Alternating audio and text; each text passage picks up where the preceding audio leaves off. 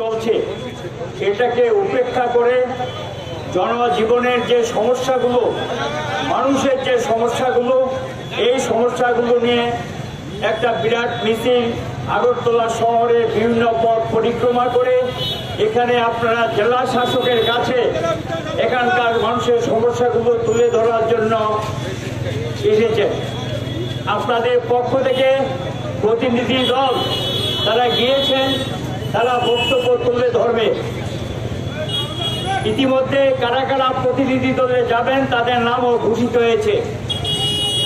বন্যা বিপর্যয় আমাদের রাজ্যে নতুন না, এর আগেও বন্যা হয়েছে, তবে এবারকার বন্যা এটা ভয়ঙ্কর, প্রলয়ঙ্করী এবং খুব বড় বেশি বন্যা বলে আমরা মনে করি। এই বন্যায় গোটা রাজ্যের প্রায় অর্ধেক মানুষ ক্ষতিগ্রস্ত।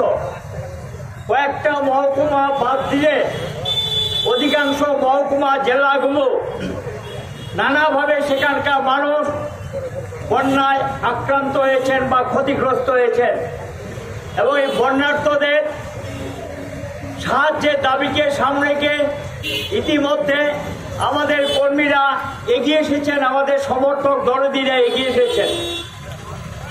বন্যা হতে পারে এই সম্পর্কে আবহাওয়া দপ্তর থেকে আগে একটা ভবিষ্যৎবাণী ছিল, কিন্তু আমাদের রাজ্যের সরকার এটা মানুষকে যেভাবে অবহিত করা দরকার সেভাবে মানুষকে অবহিত করেননি এবং আগাম সতর্কতা যেটা দেওয়া দরকার ছিল সেই সতর্কতা দেননি।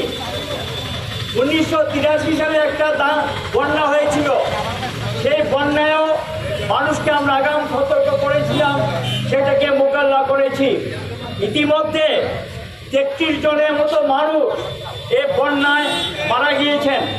যারা মারা গিয়েছেন তাদের প্রতি আমরা সমবেদনা জানাচ্ছি জমায়েতের পক্ষ থেকে। এতগুলো প্রাণ গেল, এটাকে তো আটকানো যেত যদি আগাম ব্যবস্থা সরকারের দিক থেকে থাকতো।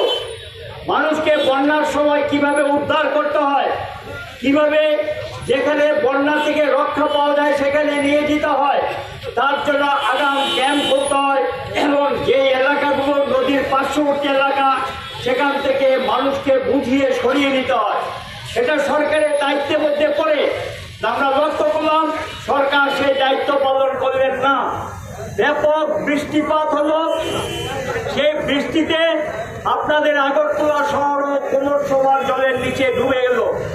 সারা রাজ্যে জলে মানুষ সেখানে কিভাবে জীবন রক্ষা করবে এই অবস্থা তৈরি হয়েছিল। অনেকে মারা গেছেন, সেই মৃতদেহ পর্যন্ত সৎকার করা যায়নি, দেরিতে সেখানে সৎকার করতে হয়েছে। একটা পরিস্থিতি যে ভয়ঙ্কর তৈরি হয়েছিল, এটাকে রক্ষা করার জন্য কিভাবে মানুষকে বাঁচানো যায়, এটা সরকারের দিক থেকে যদি আগাম কিছু ব্যবস্থা থাকতো তাহলে এত ক্ষতি হতে বলে আমাদের মনে হয় না। যাই হোক, আমাদের যারা বামফ্রন্টের কর্মী নেতারা তারা তাদের সাধ্য অনুযায়ী বন্যার্ত মানুষকে